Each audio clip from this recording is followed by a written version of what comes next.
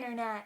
It's actually 4 here, but since I didn't get up till 1, I'm gonna say that it's still morning here. I just got back on Saturday from a 2-week road trip with my family around Europe, where we had a fabulous and sweaty time in Hungary, Poland, Slovakia, partially the Czech Republic, and also Austria. A lot of stuff happened on our trip while we were there, but I'm only gonna focus on a few things in this video since we were gone for 2 weeks.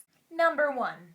Starbucks. I hadn't had a Starbucks coffee since I was visiting in Spain last October. Croatia has no Starbucks, and it isn't entirely their fault because at the end of the Cold War, when everyone else was being all westernized and everything, Croatia and the rest of Yugoslavia was going into a war, so they couldn't really get a Starbucks or a McDonald's or Dunkin' Donuts or KFC for a long time. So whereas Budapest was able to have a McDonald's into their country by 1988, Croatia had to wait until 1996 until their homeland war was finished before they could get it. So Budapest has a Starbucks, Croatia does not. Hopefully, now that Croatia is part of the EU, we'll be getting something like a Starbucks or a Dunkin' Donuts, which do exist in Europe, by the way, but sometimes they're called Dunkin' Coffee, as was the case in Madrid. Croatia does have great coffee, and it calls itself the coffee capital, but I don't know what it's the coffee capital of, even if they do put a scoop of ice cream in your espresso when you ask for an iced coffee, which is delicious, don't get me wrong, but sometimes I would really,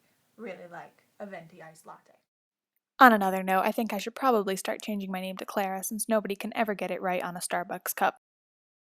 Number 2, Vienna. Vienna was so great, and it's definitely one of my new favorite places in all of Europe. It was fantastic, and even though I've been there, I was 12 at the time and probably should have some memory of it, but the only thing I actually remember about it is walking into a park bench and falling into some old man's lap, and the only reason I remember that is because my mother will constantly bring it up to me. Where have you been to Vienna?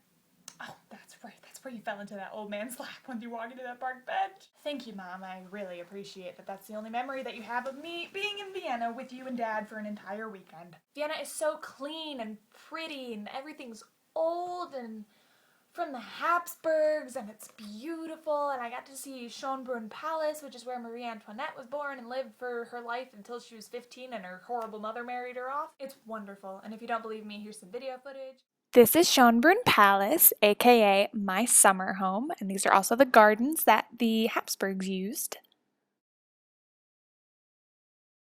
From the car. Didn't get any footage of Vienna. Maybe I should film this street. And film it poorly, I did.